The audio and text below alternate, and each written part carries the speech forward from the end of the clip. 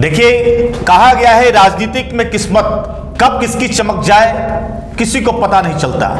ठीक देखिए, जो पिछले दिनों आपने देखा था जदयू ने अपना संगठन का जो विस्तारीकरण किया है, कई पद को रिन्यूअल किया है और नए पद भी सृजन कुछ किए हैं। इन सब के बीच में बड़ी खबर आ रही है, मगध क्षेत्र से जदयू के बड़े नेता कहे जाने वाले अनुज सिंह को बड़ा सा प्रभार दिया गया है, उन्हें भार दिया गया है, प्रदेश का महासचिव बना दिया गया है। क्या बोलना चाहेंगे चितरंजन जी? हमारे सहयोगी हैं चितरंजन जी, उनसे हम चर्चा करते हैं, चूंकि आप उन्हें करीब से देखे हैं, रिपोर्टिंग किए हैं। और अब अनुज सिंह का कद जदयू में बड़ा होना, बिल्कुल देखिए, पूर्व में भी वो जदयू के एमएलसी रहे हैं अनुज सिंह, और अभी वर्तमान में देखिए फिर वो जदयू में हैं। कुछ दिन पूर्व जब एमएलसी का चुनाव हुआ था, त्रिस्तरीय पंचायत प्रतिनिधियों का जो होता है चुनाव एमएलसी का, उसमें वो आरजेडी में चले गए थे और आरजेडी ने उन्हें टिकट दिया था।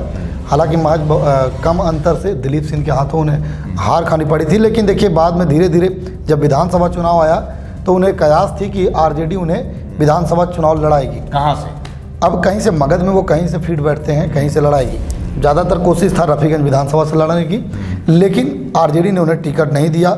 आरजेडी से अनुज सिंह की मोह भंग हुई और फिर वो पुराने नीतीश कुमार के जो जदयू है वो नीतीश कुमार से जाकर के मुलाकात करते हैं और उसके बाद वो जदयू फिर से ज्वाइन कर लेते हैं। तब से ही कयास लगाई जाती है कि जदयू इन्हें कुछ न कुछ बड़ा देने वाला है।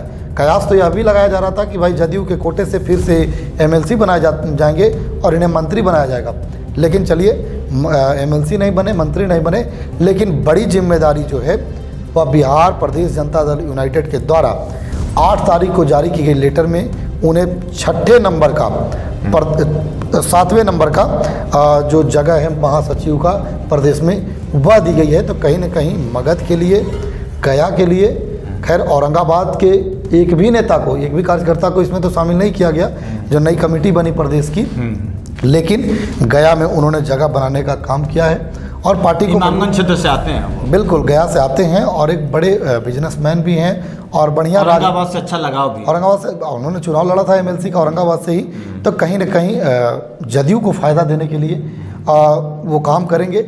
और पूर्व में जिस प्रकार से उन्होंने जदयू को फ़ायदा दिया है और जदयू से जुड़े थे तब उन्हें एमएलसी। क्या लगता है कि जब जब जदयू कमज़ोर पड़ती है तो एक जाति विशेष जो क्षत्रिय जाति से आते हैं उसे वो अपने साथ में लेने की कोशिश करती है। आपने देखा कि अनुज सिंह की आपने बात किया, उपाध्यक्ष के तौर पर सुमित सिंह जो नरेंद्र सिंह के बेटे हैं, जो पूर्व के विधायक हैं, उन्हें शामिल किया गया उपाध्यक्ष के तौर पर। बिल्कुल चितरंजन, मैं इसलिए मैं कह रहा हूँ कि जब नीतीश कुमार शुरुआती दौर में जब मुख्यमंत्री बने थे तो मुख्यमंत्री बनाने में एक समाज जो क्षत्रिय समाज, राजपूत समाज है, उनका काफ़ी बड़ा योगदान था। नरेंद्र सिंह थे, प्रभुनाथ सिंह थे। प्रभुनाथ सिंह तो अभी जेल में हैं फिलहाल, लेकिन उस समय के साथ में बीतता गया। तो एक बार फिर से क्या जदयू को एक विशेष समाज की आवश्यकता है जो प्रभार, मतलब एक उन्हें सपोर्ट मिल सके, जदयू को ज़्यादा से ज़्यादा मजबूती प्रदान हो? देखिए, जदयू इन दिनों संगठन मजबूती को लेकर के लगातार काम कर रही है और कमजोरी की बात है तो जदयू अभी कमज़ोर है नहीं, क्योंकि उनके विधायक जो हैं वह भाजपा से थोड़ा सा नहीं आपस में भी, लेकिन आप देख रहे होंगे कि आनंद मोहन का जिस तरह से चल रहा है तो उसको डैमेज कंट्रोल करने की कोशिश तो की जा रही है ना। देखिए, आप बता रहे हैं आपको बात, आनंद मोहन जब से लगातार उनका तेवर बदला है चुनाव के बाद से और दूसरे मंत्रिमंडल का जब गठन हुआ तब से, उनके बेटे को मंत्री नहीं बनाया गया तब से, और वो चाहते थे कि उनके बेटे मंत्री बने लेकिन मंत्री बनाया नहीं गया। उसके बाद से लगातार वो अपने समाज की बात कर रहे हैं, लेकिन आनंद मोहन भी समाज की बात बस केवल करते हैं, लेकिन वो अपने परिवार को फिर फायदा पहुंचाने लगते हैं। तो कहीं ना कहीं देखिए, जदयू जो है वह जाति बंधन को तोड़ करके, और जैसा कि आपने कहा कि भाई जब कमज़ोर पड़ती है तो क्षत्रिय जाति को आगे करती है, तो ये हर कोई करता है चंदन जी। इतिहास रहा है कि भाई क्षत्रियों को आगे कर दिया जाता है और भाई उतने में ही क्षत्रिय खुश हो जाता है।